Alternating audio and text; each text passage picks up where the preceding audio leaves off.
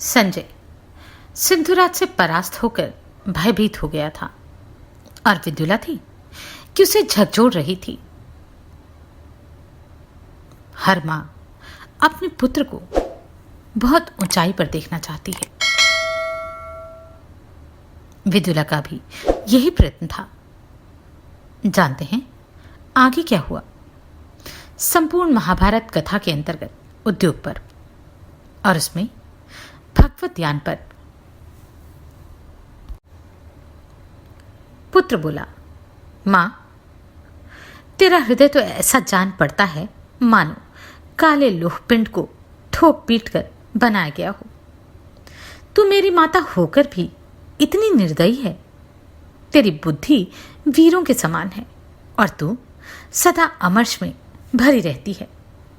आहो, क्षत्रियों का आचार व्यवहार कैसा आश्चर्यजनक है, जिसमें स्थित होकर तू मुझे इस प्रकार युद्ध में लगा रही है मानो मैं दूसरे का बेटा हूं और तू दूसरे की मां।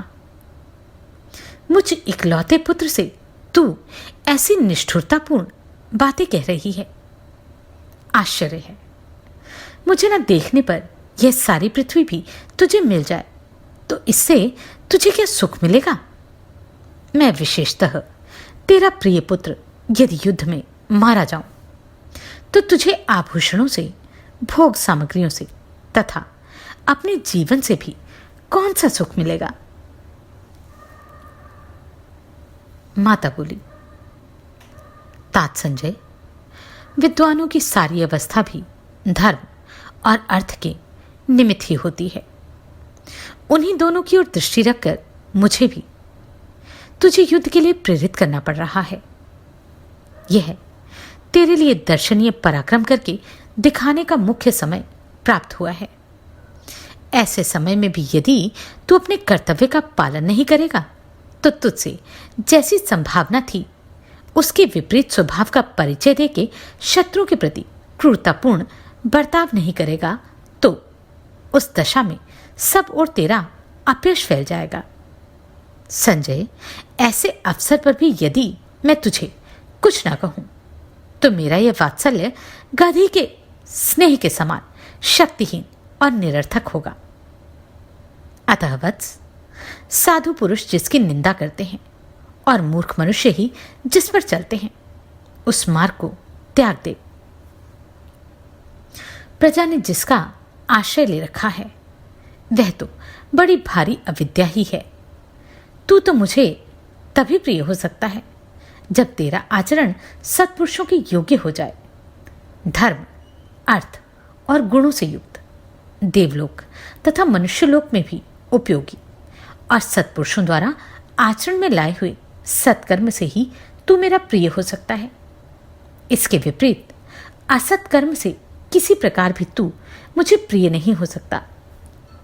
बेटा, जो इस प्रकार विनय शून्य एवं अशिक्षित पौत्र से हर्ष को प्राप्त होता है तथा उद्योग रहित, दुर्विनीत एवं दुर्बुद्धि पुत्र से सुख मानता है, उसका संतान उत्पादन व्यर्थ है, क्योंकि वे अयोग्य पुत्र पौत्र पहले तो कर्म ही नहीं करते हैं और यदि करते हैं तो निंदित कर्म ही करते हैं।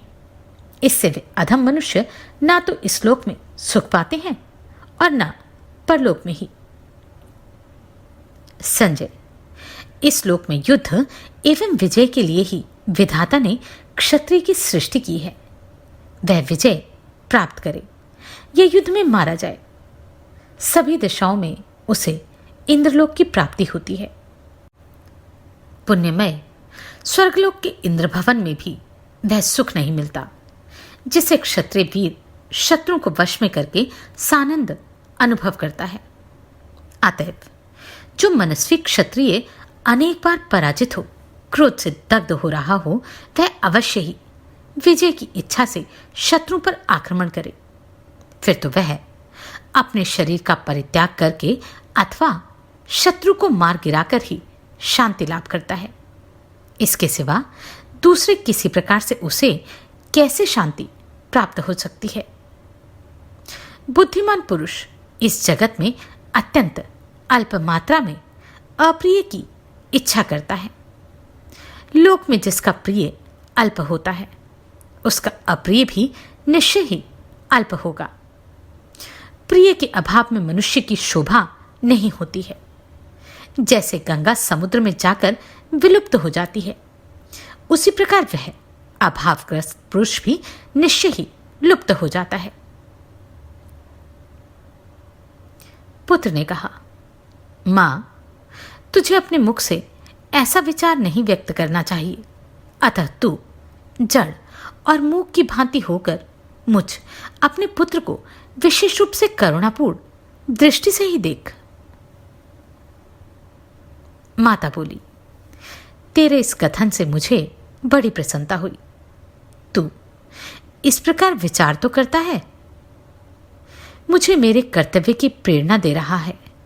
इसलिए मैं भी तुझे बारंबार तेरा कर्तव्य सुझा रही हूं। जब तू सिंधु देश के समस्त योद्धाओं को मार कर आएगा, उस समय मैं तेरा स्वागत करूंगी।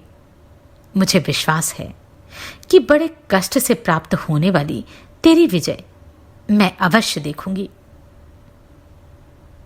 पुत्र बोला, मां, मेरे पास ना तो खजाना है और ना सहायता करने वाले सैनिक ही हैं। फिर मुझे विजय रूप अभिष्ट की सिद्धि कैसे प्राप्त होगी? अपनी इस दारुण अवस्था के विषय में स्वयं ही विचार करके मैंने राज्य की ओर से अपना अनुराग उसी प्रकार दूर हटा लिया जैसे स्वर्ग की ओर से पापी का भाव हट जाता है। क्या तू ऐसा कोई उपाय देख रही है जिससे मैं विजय पा सकूं? परिपक्व बुद्धि वाली मां, मेरे इस प्रश्न के अनुसार तू कोई उत्तम उपाय बता दे। मैं तेरे संपूर्ण आदेशों का यथोचित रीति से पालन करूंगा। माता बोली, बेटा, पहले की संपत्ति नष्ट हो गई है। यह सोचकर तुझे अपनी अवज्ञा नहीं करनी चाहिए, क्योंकि धन वैभव तो नष्ट होकर पुनः प्राप्त हो जाते हैं और प्राप्त होकर फिर नष्ट हो जाते हैं। अतः बुद्धिहीन पुरुषों को ईर्ष्यावश ही धन की प्राप्ति के लिए कर्मों का आरंभ नहीं करना चाहिए। तात, सभी कर्मों के फल में सदा अनित्यता रहती है। कभी उनका फल मिलता है, कभी नहीं भी मिलता। इस अनित्यता को जानते हुए भी बुद्धिमान पुरुष कर्म करते हैं और वे कभी असफल होते हैं तो कभी सफल भी होते हैं। परंतु जो कर्मों का आरंभ ही नहीं करते, वे तो कभी अपने अभिष्ट की सिद्धि में सफल नहीं होते। अतः कर्मों को छोड़कर निश्चेष्ट बैठने का यह एक ही परिणाम होता है कि मनुष्य को कभी अभिष्ट मनोरथ की प्राप्ति नहीं हो सकती। परंतु कर्मों में उत्साहपूर्वक लगे रहने पर तो दोनों प्रकार के परिणामों की संभावना रहती है। कर्मों का वांछनीय फल प्राप्त भी हो सकता है और नहीं भी। राजकुमार, जिसे पहले से ही सभी पदार्थों की अनित्यता का ज्ञान होता है, वह ज्ञानी पुरुष अपने प्रतिकूल शत्रु की उन्नति और अपनी अवनति से प्राप्त हुए दुख का विचार द्वारा निवारण कर सकता है। सफलता होगी ही, ऐसा मन में दृढ़ विश्वास लेकर निरंतर विषाद रहित होकर तुझे उठना, सजग होना और ऐश्वर्य की प्राप्ति कराने वाले कर्मों में लग जाना चाहिए। वत्स, देवताओं सहित ब्राह्मणों का पूजन तथा अन्य मांगलिक कार्य संपन्न करके प्रत्येक कार्य का आरंभ करने वाले बुद्धिमान राजा की शीघ्र उन्नति होती है। जैसे सूर्य अवश्य ही पूर्व दिशा का आश्रय ले उसे प्रकाशित करते हैं, उसी प्रकार राजलक्ष्मी पूर्वोक्त राजा की सब ओर से प्राप्त होकर उसे यश एवं तेज से संपन्न कर देती है। बेटा, मैंने तुझे अनेक प्रकार के दृष्टांत, बहुतों से उपाय और कितने ही उत्साहजनक वचन सुनाए हैं। लोक वृतांत का भी बारंबार दिग्दर्शन कराया है। अब तू पुरुषार्थ कर, मैं तेरा पराक्रम देखूंगी। तुझे सभी अभिष्ट पुरुषार्थ प्रकट करना चाहिए।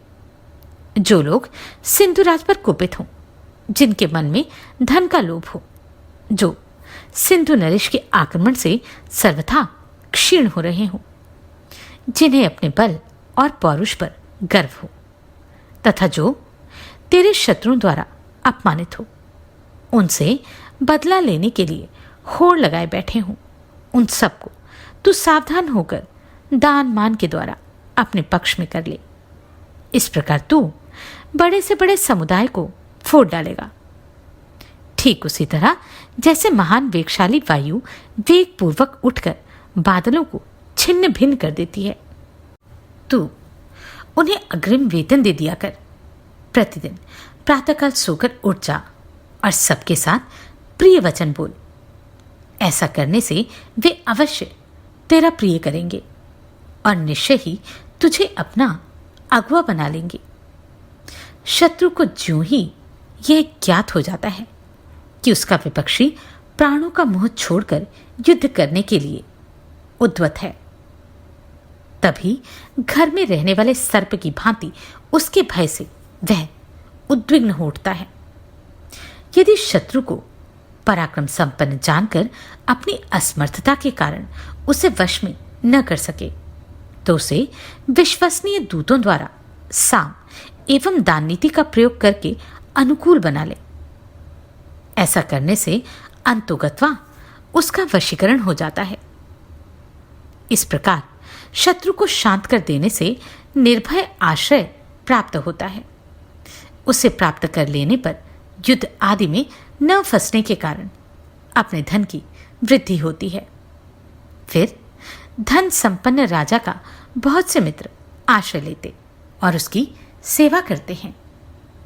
इसके विपरीत जिसका धन नष्ट हो गया है, उसके मित्र और भाई बंधु भी उसे त्याग देते हैं, उस पर विश्वास नहीं करते तथा उसके जैसे लोगों की निंदा भी करते हैं। जो शत्रु को सहायक बनाकर उसका विश्वास करता है, वह राज्य प्राप्त कर लेगा। इसकी कभी संभावना ही नहीं करनी चाहिए। पुत्र, कैसी भी आपत्ति क्यों ना आ जाए, राजा को कभी भयभीत होना या घबराना नहीं चाहिए। यदि वह डरा हुआ हो तो भी डरे हुए के समान कोई बर्ताव न करे। राजा को भयभीत देखकर उसके पक्ष के सभी लोग भयभीत हो जाते हैं। राज्य की प्रजा, सेना और मंत्री भी उससे भिन्न विचार रखने लगते हैं।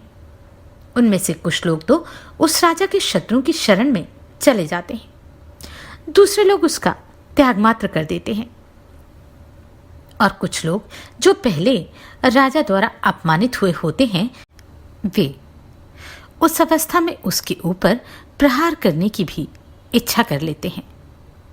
जो लोग अत्यंत सुहृद होते हैं, वे ही उस संकट के समय उस राजा के पास रह जाते हैं, परंतु वे भी असमर्थ होने के कारण बंधे हुए बछड़े वाली गायों की भांति कुछ कर नहीं पाते। केवल मन ही मन उसकी मंगल कामना करते रहते हैं। जो विपत्ति की अवस्था में शोक करते हुए राजा के साथ स्वयं भी वैसे ही शोकमग्न हो जाते हैं, मानो उनके कोई सगे भाई बंधु विपन्न हो गए हों। क्या ऐसे ही लोगों को तूने सुहृद माना है? क्या तूने भी पहले ऐसे सुहृदों का सम्मान किया है? जो संकट में पड़े हुए राजा के राज्य को अपना ही मानकर उसकी तथा राजा की रक्षा के लिए कृतसंकल्प होते हैं, ऐसे सुहृदों को तो कभी अपने से विलग न कर, और वे भी भयभीत अवस्था में तेरा परित्याग न करें। मैं तेरे प्रभाव, पुरुषार्थ और बुद्धि बल को जानना चाहती हूं, अतः तुझे आश्वासन देते हुए तेरे तेज अर्थात उत्साह की वृद्धि के लिए मैंने उपर्युक्त बातें कही हैं।